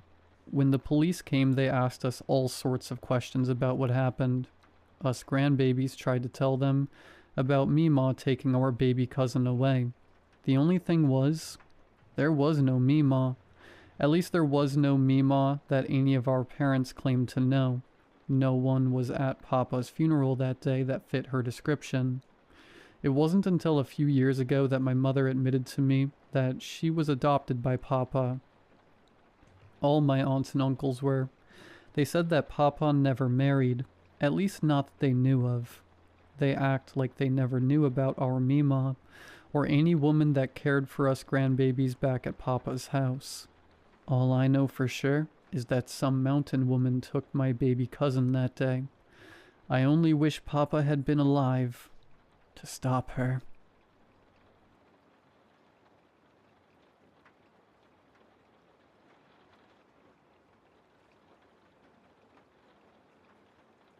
You ever have a memory you wish you could just burn out of your skull? One of those memories that make you sick to your stomach? One that feels like a dream you can't wake from? I wish it was a dream. I wish I could go back to that weekend when the only thing I was worried about was Rico's cheap combos in Street Fighter. But the air in Detroit is heavy with things that aren't supposed to be there. This is how it started for me. This is what I want to forget. You know that feeling when you're being watched, but the person watching you is a mile away? That was Faircrest at dusk. I was sitting on the floor of my friend Rico's living room. The SNES was humming, the TV screen throwing jagged blue and purple light over the walls. Rico was leaning so far forward he was practically inside the tube, his tongue poking out the corner of his mouth. You better not hit that cheap move again, Rico, I warned, my thumbs aching from gripping the controller too hard. You're just mad 'cause you're losing, Ant. He shot back, a wicked grin splitting his face. I ain't losing. The controller's sticking. You're going to lose, he cackled. On the screen, Blanca let out a digitized screech and electrocuted my character into a pile of pixels. I groaned, dropping the controller against my chest. Man, that character is broken. Rico didn't even look up. Life's broken, man. Adapt. Behind us, Rico's older sister, Rochelle, was sprawled across the couch. She had a textbook open, but she'd been staring at the same page for 20 minutes. She kicked Rico's shoulder with a socked foot. You two sound like you're arguing over rent money. Keep it down before Ma hears you. If it was real money, I'd be a millionaire, I joked, though my heart wasn't really in it. I looked toward the window. Outside, the sun was sinking, smearing a bruised orange light across the abandoned field next door. During the day, it was just a dump. Broken 40-ounce bottles, waist-high weeds, and the empty patches of dirt where the city had ripped out 3 houses years ago. But at night that field looked wider. It looked like it was stretching. The house was sitting right there on the edge of the property line, the one the city missed. It was a rotting, 3-story Victorian that leaned to the left, like it was trying to whisper something to the house next to it. No one lived there. No one even tagged it with graffiti. Even the crackheads stayed clear. Yo, Aunt, Rico said, snapping me out of it. You're staying the whole weekend, right? Yeah, I said, pulling my eyes away from the dark window. My mom said it's cool. She said Rochelle is scarier than most dudes anyway. So if your mom does have to leave for something, I'd be safe. Rochelle smirked, her eyes still on her book. Accurate. I've known Rico and Rochelle for what felt like forever. We went to the same school. Our moms were even friends, and they both have the same name. Michelle. The mood was perfect. Simple. The rattle of the box fan, the smell of fried chicken from down the block, and the low-frequency hum of the city. Then, the knock came. It wasn't a normal knock. It was hard, rhythmic, and confident, like whoever was out there was already stepping inside in their mind. Rochelle sighed, moving to the door. Watch, it's the whole circus. She was right. Kim burst in first, loud and bright, followed by Tyson, who was already heading for the kitchen to see what was in the fridge. And finally Tasha. Tasha was the one who made me uneasy. She didn't walk into a room. She drifted. She stayed near the door, her eyes flicking to the corners of the ceiling before she looked at any of us. Why y'all house always smell like food? Kim asked, plopping down next to me and making the couch protest. Because we eat, Kim. Try it sometime, Rochelle said, closing her book. The room filled with the kind of noise that usually makes you feel safe. Jokes, insults, the sound of Tyson raiding the sausage from the stove. But every time the streetlight outside flickered, the shadows in the hallway seemed to jump just a little too far. Anybody want to hear something creepy? Kim asked. her voice dropping an octave. Rico rolled his eyes. Man, y'all always on that ghost stuff. Tyson walked back in, chewing on a piece of sausage link. He leaned against the door frame, his shadow stretching halfway across the floor. Depends. You want the fake stuff, or the stuff that actually happens on this block? I looked at the window again. The abandoned house across the field seemed closer now, like it had moved a few inches while we weren't looking. "What's real creepy, Tyson?" I asked. Tyson didn't smile. He just stared at the dark glass of the window. "You ever hear of the pig lady?" The fan clicked. The TV buzzed. And for the first time that night, the house felt very, very cold. Tyson let the silence sit there, heavy and suffocating, until the only sound was the rhythmic clack, clack, clack of the box fan. "The pig lady," he finally repeated, his voice barely a whisper. "Folks say she lived in the slaughterhouse district back in the 40s. Something went wrong, a fire, or maybe something she did to herself. Now she don't have a face. Not a human one anyway." Rico let out a jagged, nervous laugh. "Man, that's just some urban legend to keep us off the property." "Is it?" Tasha spoke up from her corner. She hadn't moved since she entered. Her eyes were fixed on the reflection in the darkened TV screen. "My grandma says the ground under that field is sour. She says when the city tore those houses down, they did it because the houses were screaming." "All right, enough," Rochelle snapped, though I noticed her fingers were white where she gripped the edge of her textbook. "It's Friday night. We aren't doing this." But the seed was planted. I could feel a low-level hum in the back of my skull.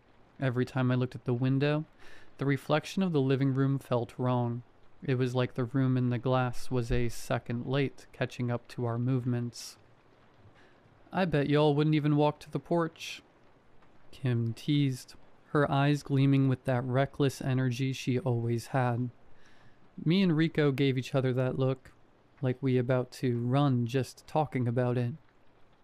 "I ain't scared of no old house," Rico barked, though he didn't move. "Prove it," Kim challenged. "Truth or dare, and I already know what the dare is." "Truth or dare?" Rochelle laughed, but it was a dry, humorless sound. She slammed her textbook shut, the dust motes dancing in the lamplight. "Absolutely not. Every time we play that, someone ends up crying, or the cops end up at the door because Kim dared someone to throw eggs at a patrol car. We're staying inside. We're being civilized." "Civilized is boring, Ro," Tyson groaned, his massive frame shifting in the recliner. He'd finished the sausages and was now eyeing a bowl of stale chips. "Besides, Aunt is staying the whole weekend. Rico just told us. You really gonna make us leave him here just to play Street Fighter until his thumbs bleed?" "Wait, Aunt's staying?" Kim's eyes lit up with a predatory sort of glee. She turned to me. "And you didn't say nothing? Man, if I gotta go back to my house and listen to my auntie argue with the cable company all night, I'm gonna lose it." "Can we stay?" Tasha asked quietly. It was the most she'd spoken all night. She was still tucked into the corner near the hallway, her fingers nervously twisting a loose thread on her hoodie. "My house feels loud tonight. I don't want to be there." Rico looked at Rochelle. Rochelle looked at the ceiling, praying for patience. "Please," Kim begged, pouting with exaggerated drama like usual. "We'll be good. We'll even help with the dishes. Maybe." "Ma's gonna kill us," Rico muttered, though I could see he wanted the company. The house felt too big with just the three of us when the sun went down. "She's about to head out for her shift," Rochelle said, checking her watch. "If she says yes, you stay. If she says no, you're out the door the second her car pulls out the driveway. Understood?" A chorus of bet and thank you erupted. A few minutes later, Michelle, Rico, and Rochelle's mom came down the hall in her nurse's scrubs, smelling like peppermints and industrial soap. She was tired, the dark circles under her eyes deep enough to hold shadows. But she had that soft mom heart. Fine, she sighed, pointing a finger at Tyson. But if I come home and my fridge is empty, Tyson, you're paying me back in manual labor, and Rochelle is in charge. I mean it. No wandering, no trouble. Yes, ma'am, the three of them said in a practiced, perfect unison. We watched from the window as her taillights faded into the Detroit haze. The second the sound of her engine vanished, the atmosphere shifted. The grown-up air left the room, replaced by a jittery electric tension. All right, Kim said, dropping onto the floor and crossing her legs. Since Rochelle is a fun killer and won't let us play truth or dare yet, let's talk about why we're actually staying. Let's talk about the stuff people don't say out loud. You mean ghost stories?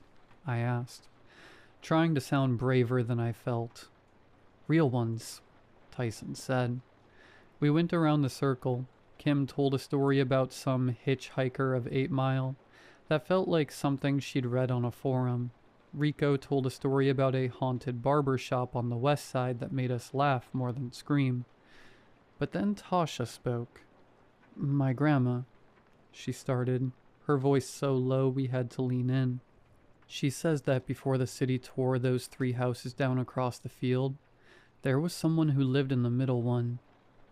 They kept animals in the basement, not for food, for company. She said they started sounding like those animals, grunting, squealing. One night, the neighbors heard a scream that sounded like a person being put through a meat grinder. When the police came, the person who lived there was gone, but the animals were fat, real fat, and they had human hair stuck in their teeth. Silence fell over the room. The box fan clicked. Clack, clack, clack. That's just a story, Tasha, Rico said, his voice cracking slightly. Then why did the city tear the houses down? Tasha asked. Nothing grows there, Rico. Not even the weeds look right. Man, whatever, Tyson said, clapping his hands together to break the spell. I'm bored of talking. Let's do it. Truth or dare, right now. Simple stuff first to get the blood flowing. We started easy. Rico had to call his crush and hang up. He turned bright red. Kim had to do a handstand against the door for 30 seconds. Tyson had to eat a spoonful of hot sauce and mustard. We were laughing, the dread from Tasha's story beginning to recede. Then Kim turned to me and Rico. Her smile wasn't friendly anymore. It was sharp. Aunt, Rico, she said, I dare you both to go out there, walk across the field, stand on the porch of the house, count to 10, then come back. My stomach did a slow, cold roll. I looked at Rico. He looked like he wanted to vanish into the floorboards. The house? I whispered. The house, Kim reaffirmed. Unless you're both just talk. The room went quiet again. The flickering streetlight outside cast a long, skeletal shadow of the window frame across the floor, pointing straight toward the field. Fine, I said, my voice sounding like it belonged to someone else. We'll do it. The air outside the front door was different from the air inside. Inside it was heavy with the smell of Rico's house, old carpet, pine sol, and the lingering scent of fried sausage. Outside the night felt hollow. It was that weird, dead silence you only get in the city when the wind dies down and the streetlights hum just a little too loud. You don't have to do this, Aunt, Rico whispered as we stepped onto the sidewalk. His voice was thin, like paper tearing. And let Kim hold this over us for the rest of the year? No, I said. though my legs felt like they were made of lead. 10 seconds, Rico. We count fast. We run back. Easy. We stepped off the concrete and into the field. The grass wasn't just overgrown. It was thick and oily, dragging against our shins. Every step felt like the ground was trying to hold on to us. As we approached the house, the light from the street lamp seemed to fail. It didn't just get darker. The light seemed to be repelled by the structure, curving around it like water around a stove. The house loomed. Up close, the rotting Victorian looked less like a building and more like a carcass. The wood was gray and peeling, like dead skin. We reached the porch. The steps groaned under our weight. A deep, wet sound like a bone snapping in slow motion. 1, I whispered. 2, Rico countered, his eyes darting toward the black void of the front window. 3, 4. At 5, the sound started. It came from right behind the front door. It wasn't a knock. It was a rhythmic, wet thud, thud, thud, like something heavy and fleshy was being swung against the door from the inside. Then a long, rattling breath, congested, bubbling with fluid, followed by a sharp, guttural sound. Rico didn't even wait for 6. He spun around and bolted. I was right on his heels, my heart hammering so hard it felt like it was going to burst through my ribs. We scrambled back across the field, the weeds hissing against our clothes, until we burst through Rico's front door and slammed it shut, sliding the deadbolt home with a frantic click. "Whoa, whoa," Tyson laughed, jumping back from the door. "Y'all look like you saw the devil himself." "Something was in there," Rico gasped, doubled over with his hands on his knees, his face the color of ash. "Something big. It hit the door. It sounded like an animal." Kim crossed her arms, a skeptical smirk on her face. "It was probably a stray dog or a squatter. You didn't even stay for the full 10 seconds. I was watching through the window. You hit that porch and turned tail in 5. "It wasn't a dog, Kim," I snapped, my hand still shaking. "I'm telling you, it was right there, right behind the wood." "You guys didn't do the dare right," Kim insisted, shaking her head. "A dare is a dare. If you don't finish it, it doesn't count. You are officially the biggest scrubs." "Scrubs?" Rico bristled, his fear suddenly turning into defensive anger. "We went out there. I didn't see you moving toward the door. You're sitting here acting tough behind a locked deadbolt. You're the chicken, Kim. You and Tyson and Tasha." "I ain't no chicken," Tyson growled, standing up. "I'll go right now." "Then let's go," I challenged, the adrenaline making me reckless. "Since you're so brave, Tyson, let's all go. If it's just a squatter, then 6 of us can handle it." "No," Rochelle said firmly, standing up from the couch. "Nobody is going back out there. Ma said stay inside." "Oh, come on, Ro," Kim teased. "You scared too? The big, bad babysitter is afraid of an empty house?" "I'm not afraid." Rochelle narrowed her eyes. "I'm being smart." "You're being a scrub," Rico chimed in, emboldened by my side. "A total scrub. Just admit you're terrified of a pile of old wood." The bickering went on for 10 minutes, the kind of circular, ego-driven arguing that only happens when you're trying to prove you aren't the weakest link. Eventually, the pressure shifted. The room felt smaller, the air tighter. Maybe it was the peer pressure, or maybe it was something pulling at us. But the decision was made. "Fine," Rochelle snapped, grabbing her heavy flashlight from the kitchen drawer. 3 minutes. We go in, we stand in the foyer, we come back. That's it.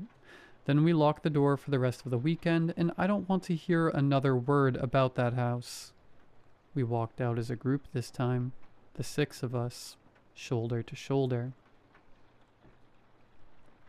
As we crossed the field, the temperature dropped. Not a breeze, just a sudden, bone-deep chill. Tasha stopped at the edge of the dirt. "I don't like this," she whispered, her eyes fixed on the upper windows. "The house? It looks different from here. Like, it's taller." "It's just the angle, Tasha. Stay close," Tyson said, though he was gripping her arm tighter than he needed to. As we stepped onto the porch, the smell hit us. It was a thick scent of old grease and copper. It smelled like a butcher shop that had been left in the sun. Rochelle pushed the front door. It didn't creak. It swung open silently, as if the hinges had been freshly oiled. The foyer was a cavern of shadows. Rochelle's flashlight beam cut through the dark, revealing peeling wallpaper and a floor covered in a thick layer of gray dust. Except for the center of the room, the dust there had been swept away, leaving a clean, circular patch. "See?" Kim whispered, her voice wavering despite her bravado. "Nothing here, just an old..." creak came from above us. A slow, heavy footstep, then another. Thud, thud, thud. "Someone's upstairs," Tyson whispered, his voice dropping an octave. I looked toward the back of the house. In the kitchen, I saw a shadow move. Not a person-shaped shadow. It was too wide, too low to the ground. It darted across the doorway and vanished. "Did you see that?" I asked, my throat dry. "See what?" Rico asked, but he was staring at the hallway mirror. "Aunt, look at the mirror." The mirror was cracked, a jagged line splitting it in half. In the reflection, the hallway behind us wasn't empty. There were shapes, pale, blurred faces peeling out from the darkness of the dining room. But when I turned around, there was nothing but shadows. "I feel sick," Tasha said, her breath hitching. "The walls, they're vibrating." She was right. I put my hand against the foyer wall. It wasn't solid. It felt like it was pulsing, a slow, rhythmic throb that matched the heavy footsteps upstairs. Suddenly, the silence was shattered. Crash. A sound like 1,000 panes of glass shattering exploded from the basement. It was followed by a horrific, metallic screech, the sound of iron being twisted and torn apart. The entire house shuddered, the floorboards bucking under our feet. "Get out!" Tyson screamed. We didn't need to be told twice. We scrambled for the door, tumbling over each other in a blind panic. We didn't stop until we were back in Rico's living room, gasping for air, the sound of that basement crash still ringing in our ears like a physical bruise. We slammed the door and locked it, but as I looked at the wood of the door, I realized something. The thudding from earlier hadn't stopped. It was just quieter now. The living room felt different when we burst back in. It wasn't just that we were spooked. The space itself felt like it had been violated. The warmth was gone, replaced by a damp, stagnant chill that seemed to seep out of the vents. "Did you hear that? That wasn't no squatter," Rico yelled, his chest heaving. "That sound in the basement, that was metal, like someone was ripping the furnace out of the floor." Tyson slammed his back against the front door, his eyes wide. "I'm telling y'all, I saw something in the kitchen. It was too big to be a dog. It was like gray and slick." "Y'all are just tripping now," Kim snapped, though her hands were shoved deep into her pockets to hide the shaking. "Fear makes you see stuff. Adrenaline, man. We went in, we got scared, we ran. That's it. It's over." "It's not over," Tasha whispered, sitting on the very edge of the couch. "I can still feel it, like a ringing in my ears." We spent the next hour bickering, trying to rationalize the irrational. Rochelle was pacing, her face set in a hard mask of big sister responsibility. "Everyone just calm down," she commanded. "It's 11:30. We're inside. The door is locked. We are fine." She walked over to the coffee table where she'd left her schoolwork. She paused, her brow furrowed. "Wait, where's my trig book?" "You probably left it in the kitchen," I said. "No, Aunt, I left it right here, on top of my notebook." The book was gone, not just moved. Gone. We checked under the couch, the kitchen table, even the bathroom. Nothing. It was like the house had simply swallowed it.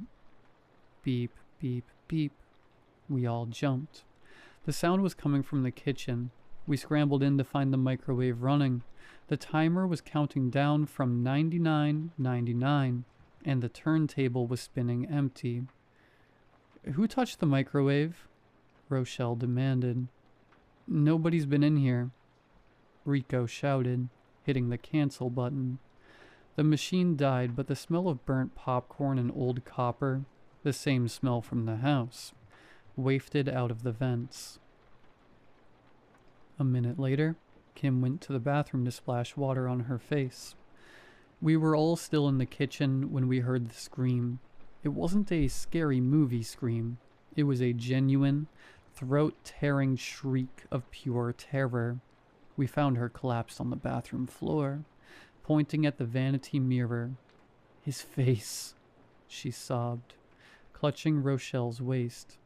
"Tyson, I looked in the mirror, and Tyson was standing behind me, but he didn't have no eyes, just black holes and hair, long black hair coming out of his mouth." Tyson looked at his own reflection. He looked normal, terrified, but normal. "I'm right here, Kim. I didn't even leave the hallway." "It's the house," Tasha said, her voice dead and flat. By 1 a.m., we tried to force a sense of normalcy. Rico popped a VHS of Teenage Mutant Ninja Turtles into the player. "Just watch the movie," he muttered. "Focus on the turtles.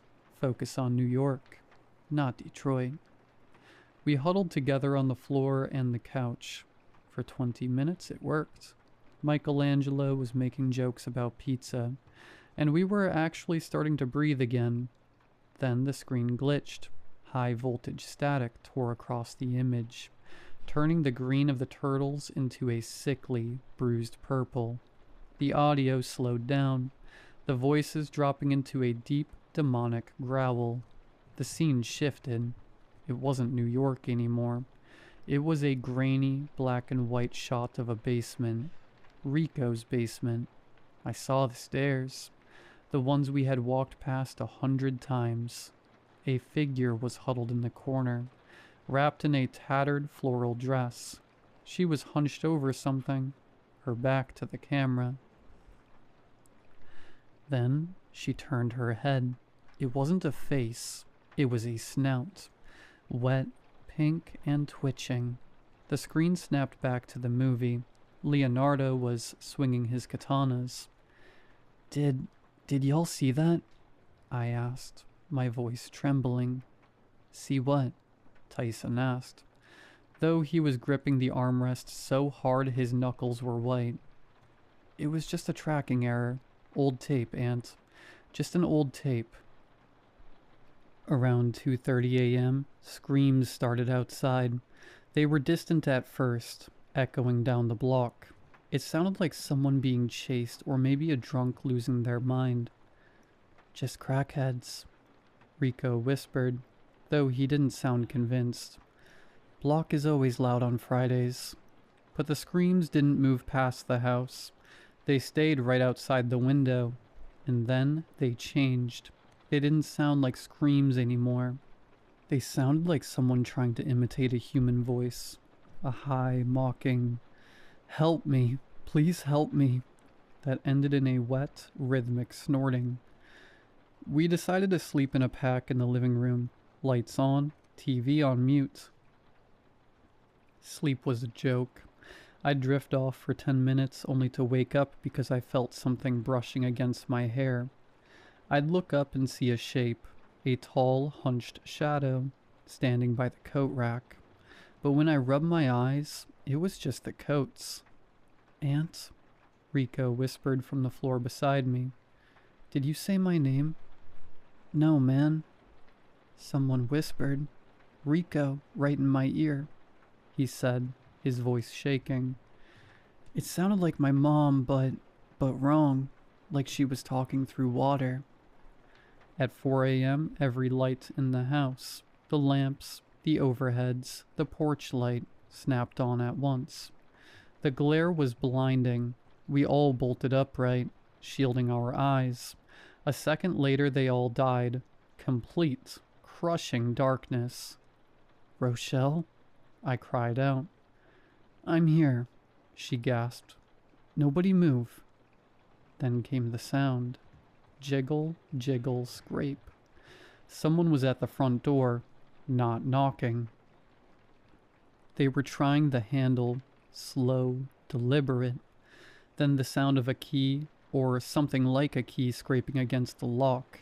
Scritch, scritch, scritch. Tyson grabbed a baseball bat from the corner and crept toward the door, his breath shaky. He looked through the peephole. He stayed there for a long time, frozen. "Tyson?" I whispered. "Who is it?" He backed away from the door, his face completely bloodless. "Nobody," he whispered. "There's nobody on the porch, but the handle is still turning." We watched as the brass knob twisted all the way to the left, then all the way to the right, over and over, for 20 minutes. None of us slept after that. We sat in the dark listening to the house breathe. When the first gray light of Saturday morning finally bled through the curtains, we weren't relieved. We were exhausted, frayed, and haunted. We looked at each other in the morning light. We looked like we'd aged 10 years. Tasha was staring at the wall, her eyes unfocused. "It's Saturday," I said, trying to find a spark of hope. But as I looked at the front door, I saw something that made my heart stop. On the inside of the door, right above the deadbolt, were 3 deep, vertical gouges in the wood, like claws had been trying to get out. "Look at the door," I whispered, my voice sounding like I'd swallowed gravel. The others crowded around. Rico reached out, his fingers hovering just inches from the 3 deep, jagged gouges in the wood. They weren't just scratches. The wood had been splintered and peeled back as if something with incredible strength and no patience had been raking at the door from the inside. "That wasn't there when Ma left," Rochelle said, her voice trembling. "I cleaned this door yesterday. I would have seen that." "Maybe it's the wood rotting," Kim suggested, though she sounded like she was trying to convince herself. "Wood doesn't rot into claw marks, Kim," Tyson snapped. He rubbed his eyes, his face etched with exhaustion. "Man, I didn't sleep for more than 20 minutes. Every time I closed my eyes, I heard that sound. Like it was right under the floorboards." "I'm going home," Tasha said suddenly. She was standing by the window, her arms wrapped so tightly around herself, it looked like she was trying to disappear. "I can't stay here." "Tasha, wait," Rochelle said, stepping toward her. "You can't leave me here with just the boys all weekend. My mom won't be back until Monday morning.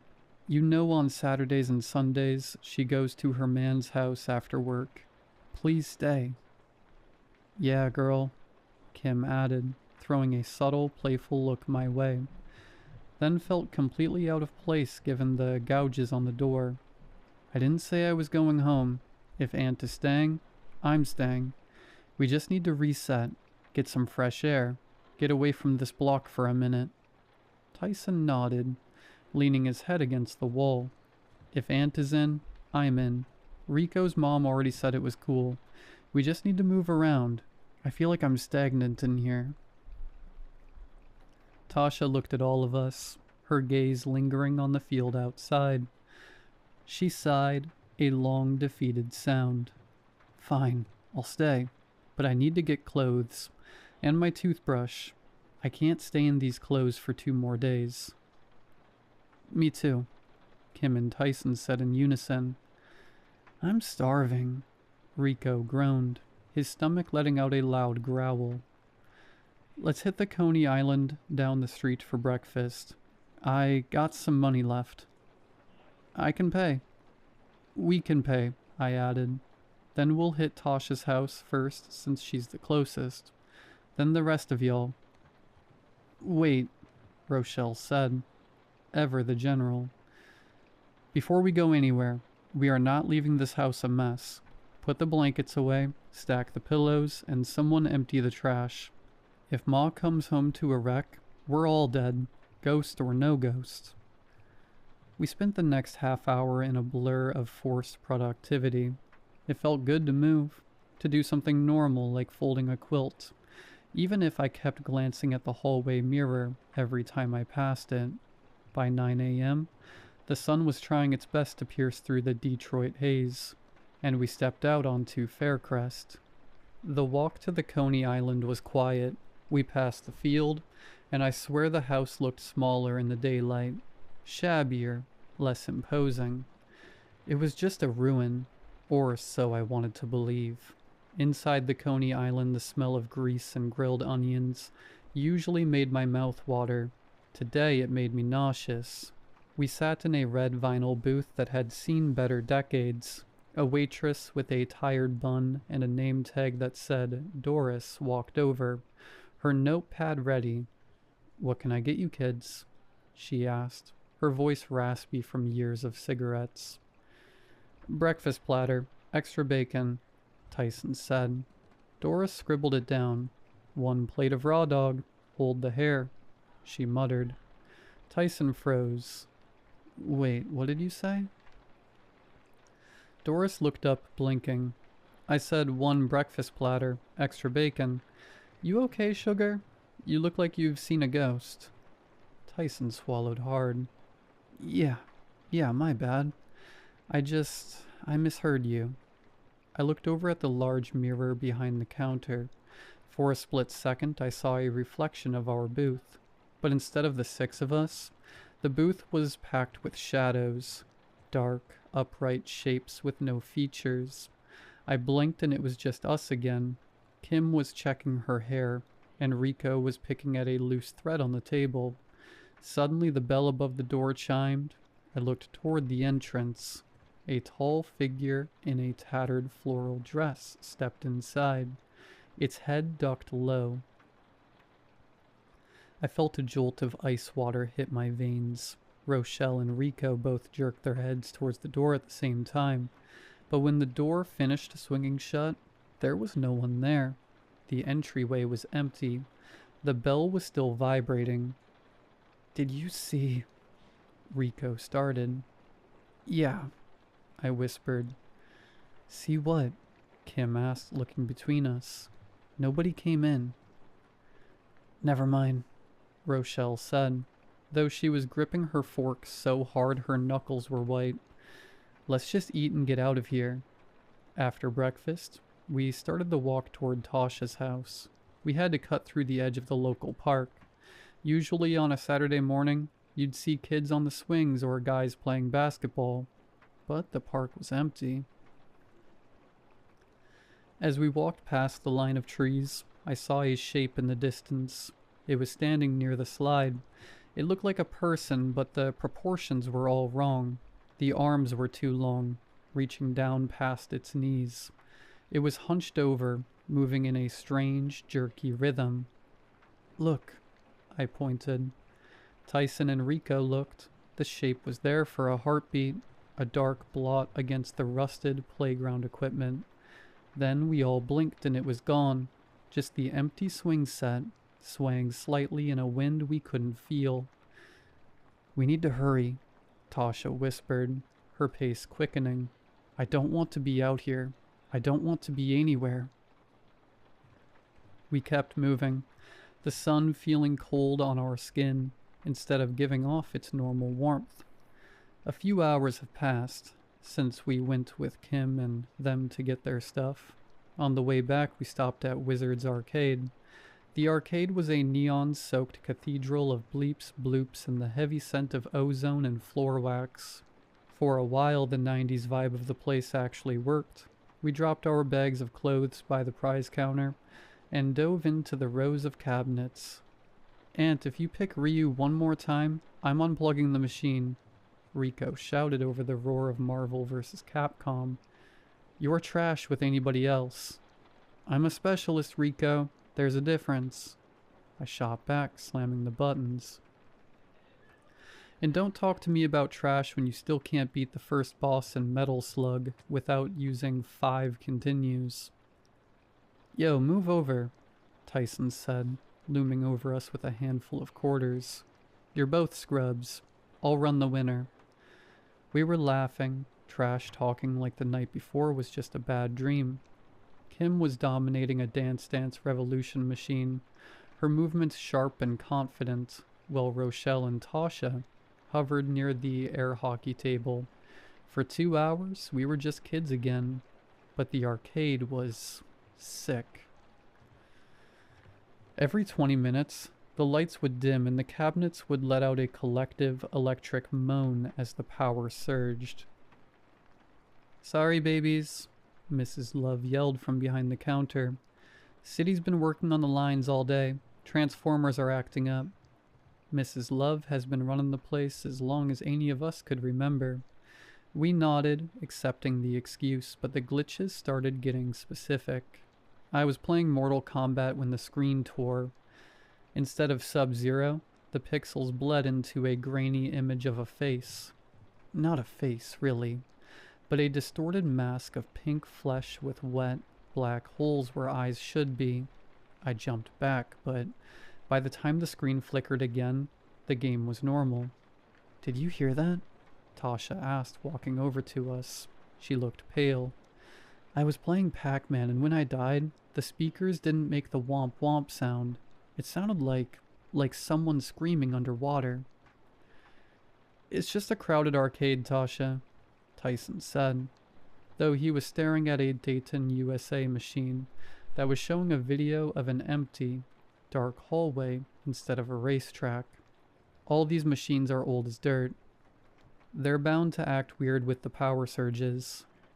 Around 6:30 p.m., the biggest surge yet hit. The arcade went pitch black for 5 full seconds. In that silence, the crowded room went dead quiet. No one moved. No one spoke. Then the lights hummed back to life and I looked out the front window. The streetlights were already on. The orange glow was reflecting off the sidewalk like pools of oil. "Time to go," Rochelle said, her voice leaving no room for argument. "We gotta get back before the neighborhood gets too rowdy." On the way back, we stopped at Ray's corner store. "Alright, who's going in?" I asked. "Ray's gonna have a heart attack if all 6 of us walk in there at once. He already thinks we're a gang just because we're wearing hoodies." "I'll go," Tyson said. "I need my red Faygo and some hot fries." "I'm going too," Kim said, grabbing Tyson's arm. "I need my chocolate. Aunt, what you want?" "Get me a lemon-lime Gatorade and some barbecue chips," I said. Rico and the girls gave their orders, and we watched Tyson and Kim disappear inside. The 4 of us, Rochelle, me, Tasha, and Rico, waited on the sidewalk. The streetlights above us were buzzing with a high-pitched, angry hum, flickering in a way that made our shadows dance and stretch unnaturally. "Today is just off," Tasha whispered, looking up at the sky. "It's too quiet, even for a Saturday." "It's just the power stuff," Rochelle said, though she kept looking over her shoulder toward the field. "The whole grid is probably messed up.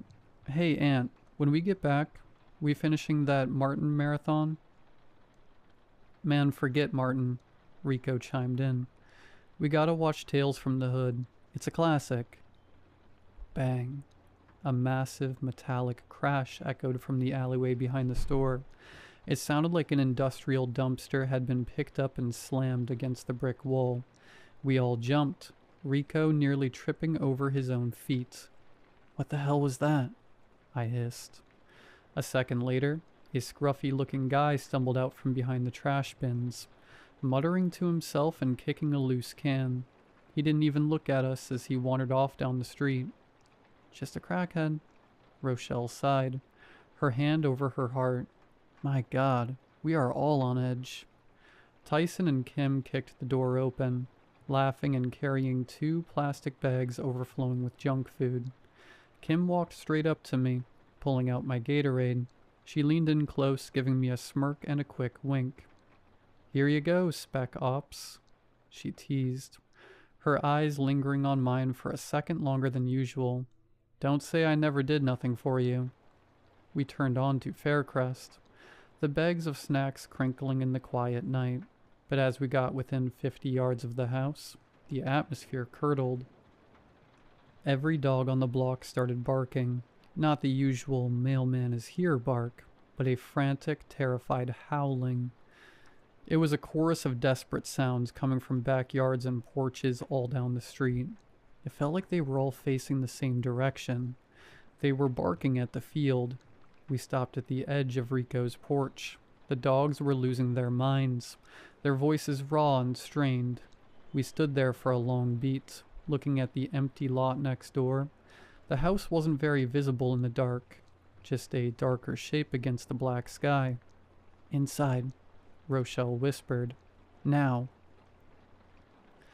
We didn't argue. We stepped inside and locked the door, but for the first time, the locks felt like they were made of glass. The transition from the arcade's neon buzz to the suffocating quiet of the house was jarring. We put on Martin, and for a while, the slapstick comedy and the canned laughter acted like a shield. We were laughing, shoving barbecue chips into our mouths and acting like we weren't all hyper-aware of every floorboard that groaned. But Tasha? She wasn't laughing. Every few minutes her head would snap toward the window, her eyes fixed on the black void where the field began. Around 9 p.m. the house phone rang, the sharp, old-school trill making us all jump. "Hey, Ma," Rochelle said, her voice instantly shifting into responsible daughter mode. We heard the muffled, scratchy voice of Michelle on the other end. "Yeah, we're good. No, nobody's been outside. Okay, yeah, the dresser? Got it." She hung up and looked at us. Ma said we can order pizza. She left money in her room. The argument over toppings was the most normal we had felt in 48 hours. Meat lovers versus pepperoni. Thin crust versus thick. It was a beautiful, mundane distraction. By 10 p.m. the pizza guy arrived. Rochelle paid him through a cracked door, her eyes scanning the dark porch before she snatched the boxes and slammed the bolt home. We swapped over to Tales from the Hood. The irony of watching a horror movie wasn't lost on us, but it felt like we leaned into the fear. Maybe it would stop sneaking up on us. Around 10:30 p.m., the sky finally broke. A low rumble of thunder vibrated the floorboards, followed by a torrential downpour that turned the windows into blurred, weeping sheets of glass. The lightning was sudden and violent. During one particularly bright flash, the light hit the TV screen just right. I saw a reflection in the glass.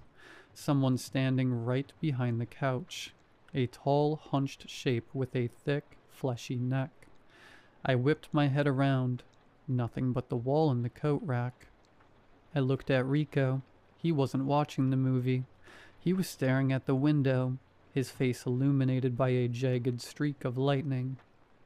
"Aunt," he whispered, "I swear I just saw a light in the house, like a candle moving past the upstairs window."